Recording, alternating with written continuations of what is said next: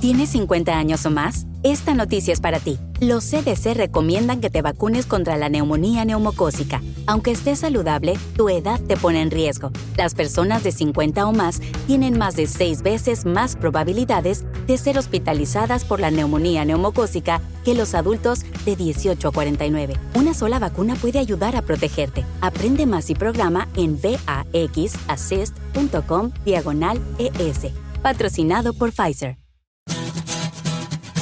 Bienvenidos. Estamos en Planeta Caracol.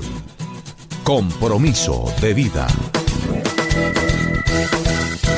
¿Qué tal? ¿Cómo vamos? Estamos en Planeta Caracol, en Caracol Radio. Nos queremos ocupar hoy de una herramienta única para la apropiación efectiva del conocimiento sobre los parques nacionales naturales de Colombia. Son 59 parques nacionales que están en diferentes regiones del país y bueno, vamos a tener desde ya una herramienta que nos va a permitir ser más conscientes, más consecuentes y crear una cultura de protección en torno a estos recursos naturales. Sandra Vilardi, directora de Parques Nacionales ¿Cómo vamos? Y profesora de la Universidad de los Andes. ¿Qué tal, Sandra? Muy buenos días. Bienvenida a Planeta Caracol en Caracol Radio. Hola, Fidel. Muy buenos días. Muchas gracias por la invitación. No, a ti por compartir estos minutos con los oyentes de Caracol Radio, porque esta semana ha sido muy importante.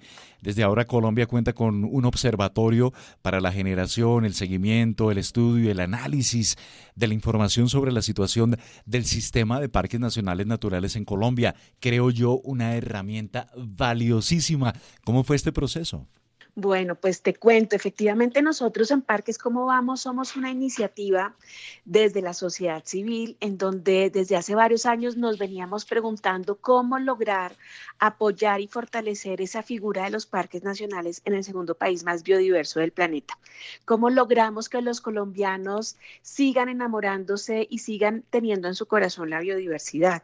Cómo logramos que entre todos podamos reconocer la gran utilidad de los parques, no solamente por su belleza escénica, sino por su papel tan importante, por ejemplo, en la adaptación climática. Entonces, este informe surge de esa motivación, ¿no? De cómo desde la sociedad civil, para la sociedad civil, acercábamos los parques y tuvimos, digamos, esa necesidad también de darle una mirada diferente a nuestros parques nacionales. Seguramente cuando todos escuchamos hablar de los parques nacionales hablamos o de los problemas, de la deforestación, de los cultivos ilícitos, o escuchamos hablar también del turismo y de que si hacemos turismo o no hacemos turismo, siempre como en un tono o muy conflictivo o por el otro lado, pues con un tono también muy de esa belleza escénica, ¿no? De las fotos que nos emocionan de los osos de anteojos o de las ballenas en Utría o de las playas blancas del Tayrona. Entonces, fíjate que lo que quisimos fue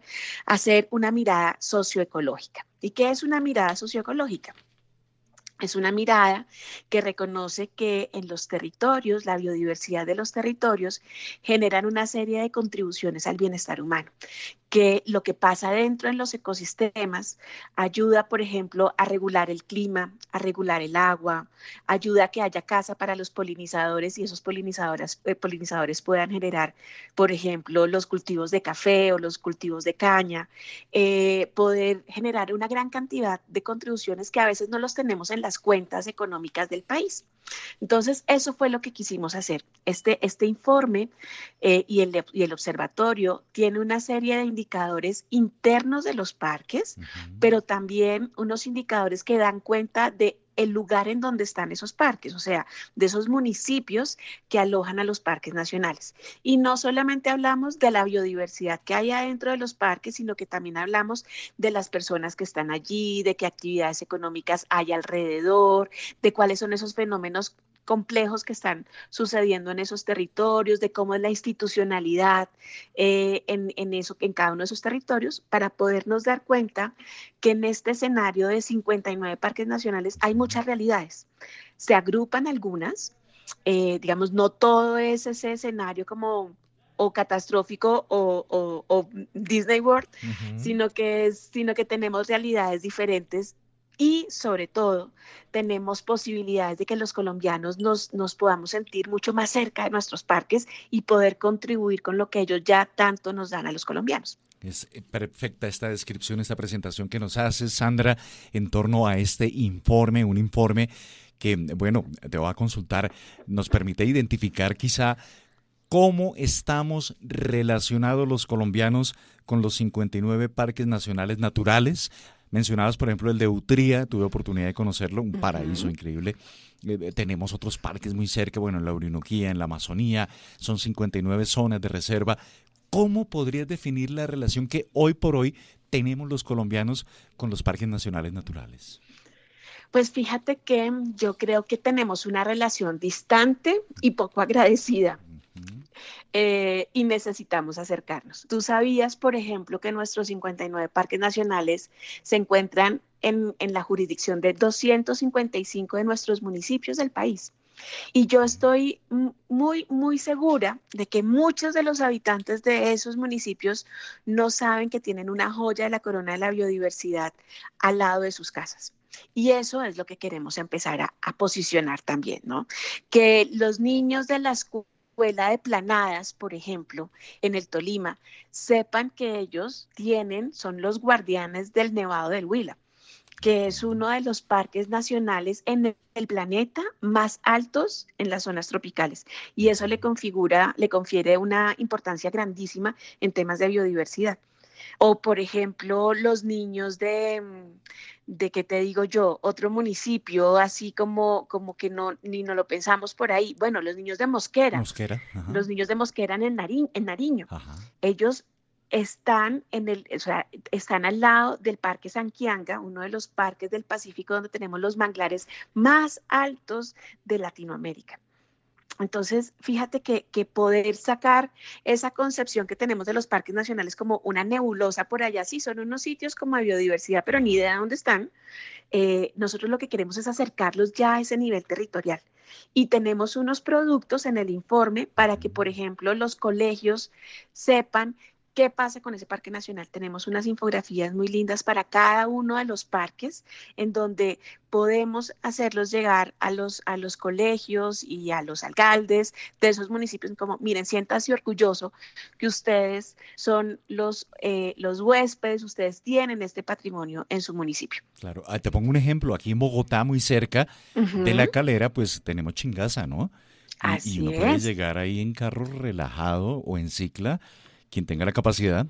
Y bueno, allí vamos a descubrir una increíble cantidad, por ejemplo, de frailejones, unos altos, otros popochos, pero no hay que verlo como viajar a la Luna o viajar a Marte, no, están al alcance, están muy cerca de nosotros.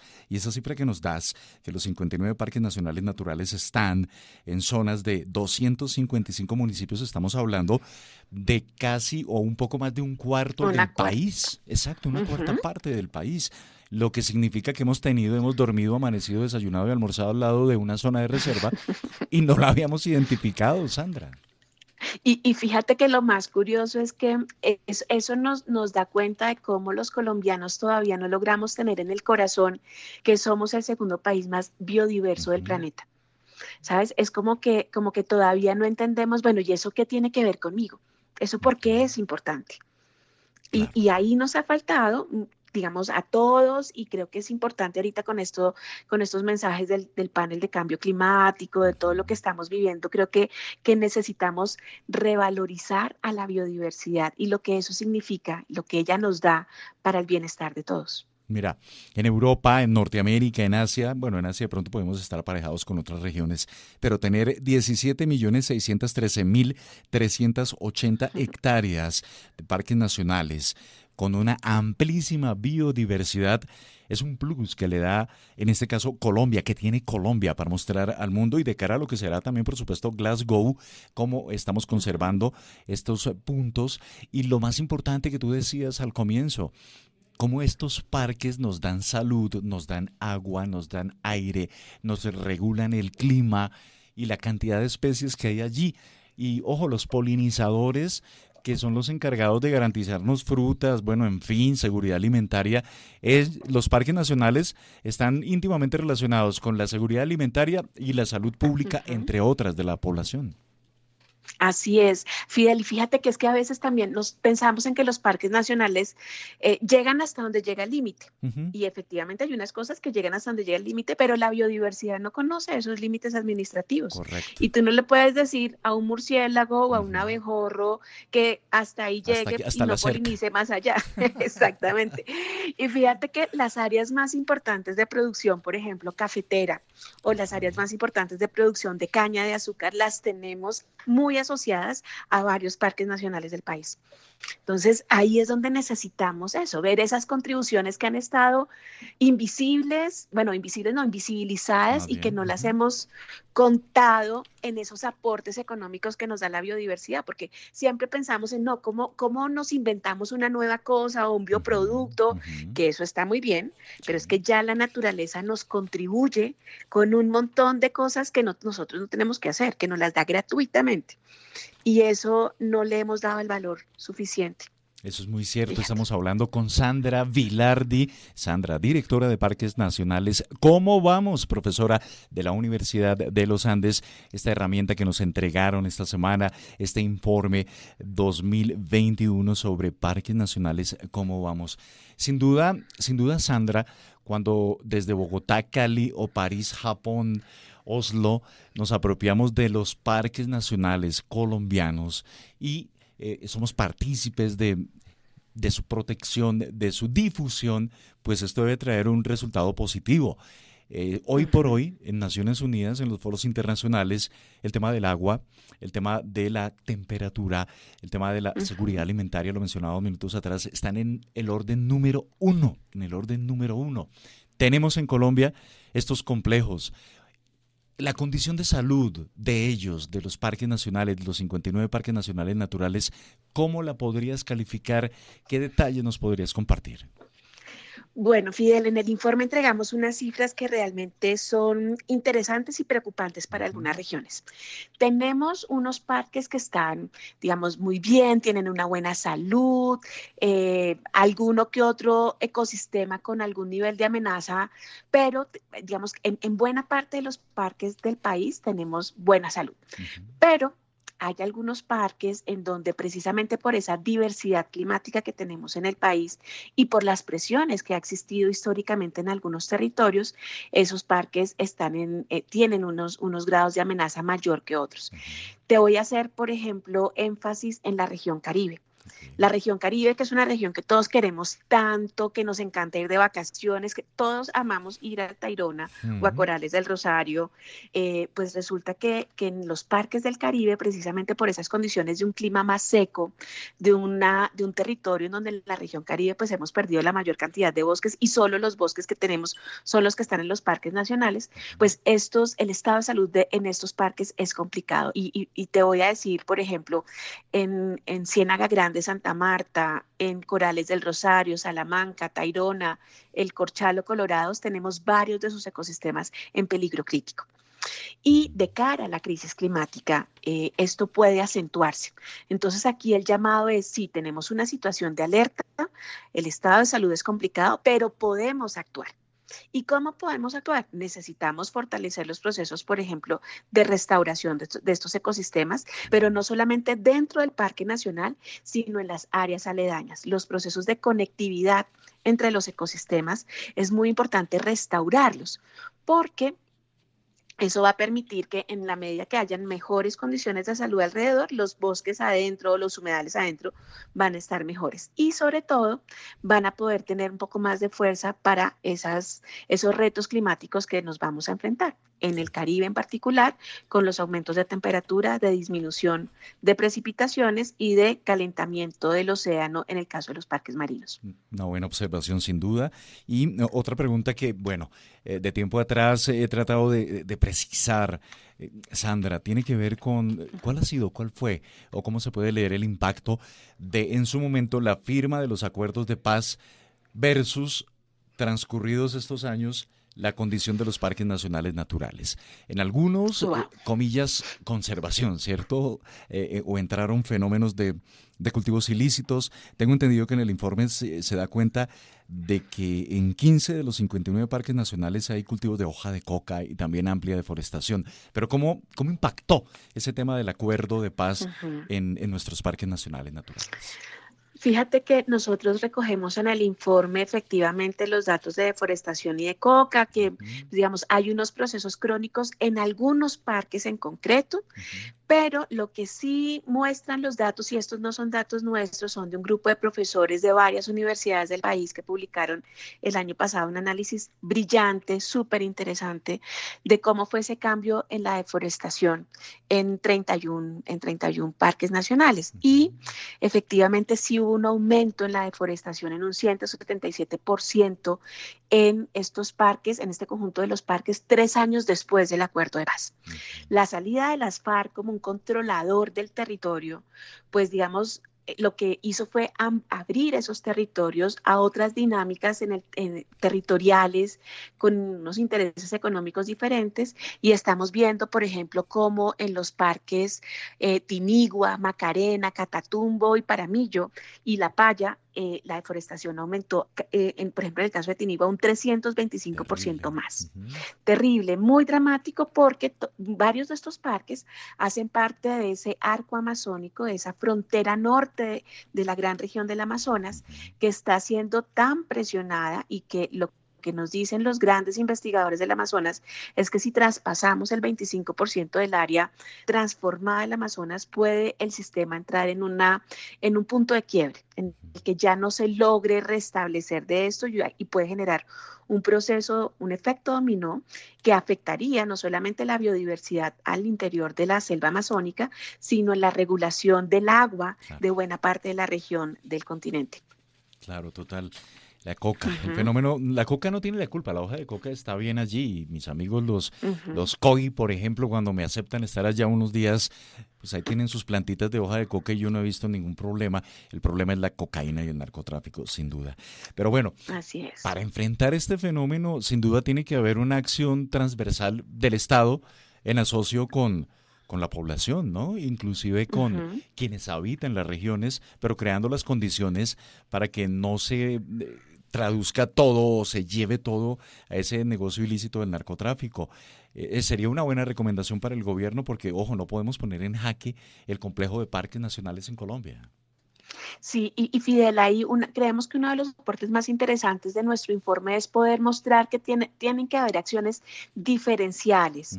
Claramente tenemos, como te decía, un grupo de parques que tienen unos procesos crónicos que superan la capacidad administrativa de los funcionarios de parques nacionales, y tiene que haber una acción conjunta y decidida del Estado para poder retornar la gobernabilidad de esos parques. Me refiero a Catatumbo, a Paramillo, a Tinigua, a Chiribiquete, pero son un pequeño grupo de los 59 parques nacionales.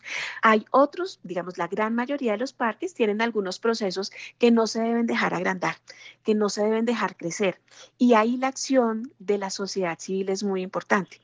Por eso te decía hace un rato, es tan importante reconocer que de mi dinámica económica alrededor de un parque nacional depende de ese parque, porque si yo sé que mi producción de café depende de que la salud de ese parque esté bueno, pues yo me sumo a la protección y además le amplío las zonas de conservación. Pero si yo no reconozco eso, pues difícilmente sé cómo sumarme. Entonces, fíjate que ahí tienen que haber mecanismos donde nos sumemos todos, o con recursos, o con la valoración, o con información. Las universidades en las departamentos tienen tanto que aportar al conocimiento de nuestros parques nacionales. Entonces, yo creo que aquí es volver a hacer unos acuerdos entre la sociedad, entre la academia, los gremios, obviamente el gobierno, para poder mejorar la capacidad de gestionar nuestras joyas de la biodiversidad, porque de ellas dependemos y de ellas vamos a depender de cara a la crisis climática. Sin duda, la crisis climática, que no es una proyección, es una realidad, ya nos está impactando, ya vemos los efectos en inclusive desplazamientos de población, desertificación de tierras en diferentes puntos del planeta, y no podemos permitir que aquí, donde tenemos este complejo maravilloso de 59 parques nacionales naturales, pues los afectemos. Son más de 17.613.380 hectáreas de terrenos con amplísima biodiversidad. Estamos en Planeta Caracol, estamos hablando con Sandra Vilardi, directora de Parques Nacionales ¿Cómo Vamos?, también profesora de la Universidad de los Andes. Y seguimos adelante en Planeta Caracol porque Sandra Vilardi, directora de Parques Nacionales ¿Cómo Vamos?, profesora de la Universidad de los Andes, pues nos está contando los detalles de esta valiosa herramienta, este informe 2021-2021 Parques Nacionales ¿Cómo Vamos? Hay otro factor, Sandra, que no podemos olvidar. Al margen de destacar todas las virtudes, todo lo que nos ofrecen estas zonas de reserva a la población, y es justamente quienes habitan los parques nacionales de Colombia, porque no es zona exclusiva de osos, de anteojos, de jaguares, de halcones, de águilas, bueno, en fin, ahí hay una población que parece marginada, Sandra, en grados de pobreza que son realmente preocupantes. Así es, fíjate que lo que sucede socialmente con nuestros parques nacionales es un reflejo de nuestro país que tiene tantos retos de la inclusión, ¿no? De ese país tan rico pero tan inequitativo. Efectivamente, durante mucho tiempo hubo esa aspiración de que los parques nacionales no tuvieran personas, pero la realidad es otra. Total. La realidad es otra y imagínate, tenemos varios de nuestros parques nacionales que están además habitados por nuestros pueblos indígenas, sí, y por los pueblos afrodescendientes. Entonces hay una riqueza biocultural allí que fíjate que no la hemos sabido aprovechar lo suficiente. Los informes, por ejemplo, del panel de biodiversidad y servicios ecosistémicos a nivel mundial nos dicen que los territorios donde la biodiversidad está mejor conservada, además de las áreas protegidas, son aquellos territorios en el mundo que están gobernados por pueblos indígenas o por comunidades o por pueblos locales.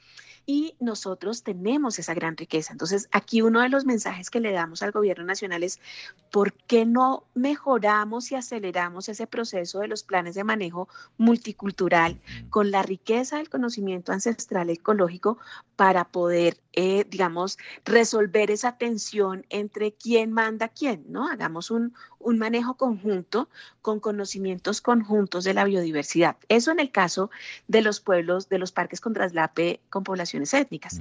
Pero también es cierto que tenemos parques en donde pues hay campesinos, tienen que ver con algunos de esos procesos de cómo fueron declarados los parques nacionales. Ahí hay una tensión muy dura, sobre todo con los nuevos parques, con los parques más recientes, en donde fíjate que aquí el tema es cómo lograr unos acuerdos de conservación y de convivencia. Obviamente la gente requiere, en un país en guerra, obviamente la gente tiene que tener una garantía del derecho de su vida y de sus condiciones de vida.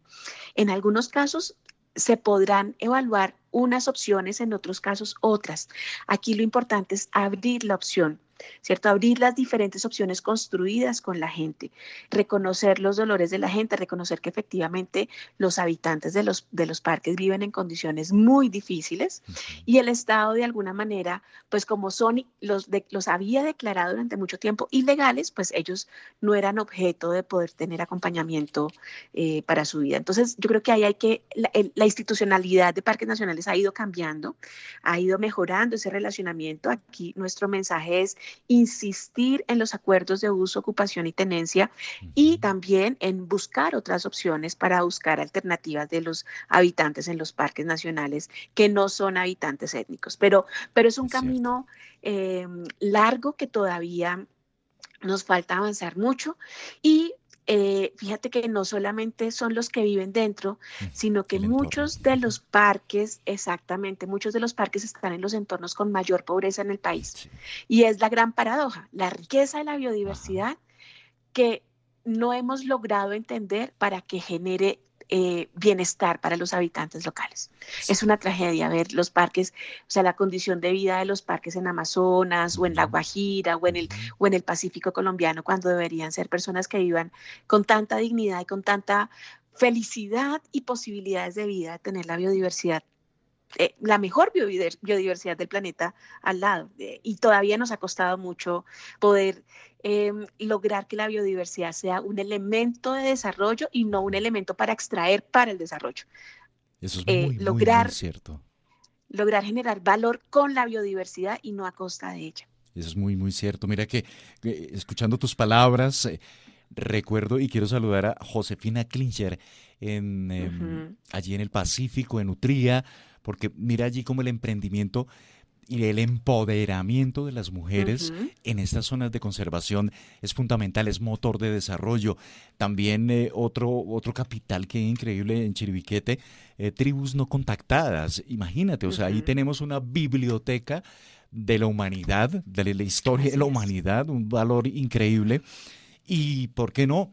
Yo sé que muchos empresarios, muchos integrantes del sector productivo colombiano, hey, miremos un poco, un boom de economía verde. Compremos los productos de la selva que son producidos sosteniblemente por estas comunidades, llevemos educación, llevemos paneles solares, Ujú, entendamos que allí hay un motor increíble de desarrollo, quizá no como la gran multinacional que tienen en otras regiones de Colombia, pero sí muy importante porque el aporte va a ser significativo, Sandra, y yo creo que en esa línea hay que atacar todos, ¿no? El sector así productivo, es. allí hay una oportunidad increíble para afectar positivamente a la población. Así es, y es lo que te decía, ¿no? Nosotros Mm, necesitamos reconocernos ecodependientes. claro. Las actividades económicas de este país son ecodependientes y para generar esa prosperidad, la naturaleza nos está dando muchas cosas gratis que no estamos compensando. Fíjate los sabios que son los indígenas de nuestro país, ellos hacen pagamentos, le agradecen Ujú, a la tierra y llevan semillas de un lugar a otro, sí. hacen sus pagamentos. Nosotros en esta sociedad mucho más capitalista y no estamos pagando realmente lo que necesitamos para poder generar desarrollo. Yo creo que ahí tenemos una deuda pendiente con la biodiversidad, con los habitantes que conservan la biodiversidad y, digamos, el desarrollo en un país como el nuestro, megadiverso, requiere que sigamos profundizando en estos temas de la ecodependencia y de la economía regenerativa. Claro, y vuelvo con las mujeres porque en el Baupés, por ejemplo, ellas son las encargadas Ujú, del manejo de las semillas con una ujú. sapiencia increíble, un conocimiento de tradición, de historia fundamental y de verdad, lo que tú dices ya, aquí lo acabo de apuntar, reconocernos ecodependientes y un pagamento, señores empresarios, en serio, un pagamento es invertir, identificar allí unas oportunidades, comillas, de negocios verdes que tienen un gran impacto social y un gran impacto en la protección. Eso es fundamental. Bueno, otro aspecto que no puedo dejar pasar por alto es el Ujú. de la minería ilegal, Sandra, y Mm. también la ganadería. ¿Cómo nos está golpeando los parques nacionales naturales? Pues fíjate que efectivamente la minería ilegal es un tema, nosotros no lo tratamos directamente en el informe en nuestros indicadores, pero sí lo vamos a sacar próximamente. Afortunadamente, la Oficina de Naciones Unidas de la Lucha contra el Crimen y el Delito tiene un monitoreo fantástico para el país. Ujú, Y con esos datos nosotros sabemos hoy en día que la acción minera fundamentalmente está asociada en dos parques, en Punaguay y en Farallones. ok. Solamente dentro de ellos tenemos más o menos unos 110 hectáreas afectadas por minería, pero el problema son las inmediaciones. Tenemos inmediaciones de los parques, por ejemplo, de Paramillo, Farallones, Munchique, Churumbelos, Alto Fragua y Catillos, que alrededor de ellos sí están generándose actividades de minería que pueden afectar de manera muy importante esa continuidad ecosistémica, esa conectividad y la salud de esos ecosistemas. Entonces, ahí con temas de minería, no es un problema muy grave, ni que está Ujú, afectando a todo el sistema, pero sí tenemos unos puntos en donde hay que actuar de manera decidida. Con la ganadería tenemos un caso, digamos, también con estos matices. Entonces, ujú. en ganadería, detrás de la deforestación que creció después del acuerdo de paz, estamos teniendo una afectación ganadera muy importante en algunos de esos parques amazónicos. Ahí, pues, el trabajo que ha venido haciendo Rodrigo Botero con su Sí. fundación ha sido fundamental para poder ver y dimensionar la tragedia de estos parques. Pero fíjate que tenemos otros procesos crónicos de ganadería en otros parques que han estado ahí como siempre, ¿no? Igual en Paramillo y Catatumbo.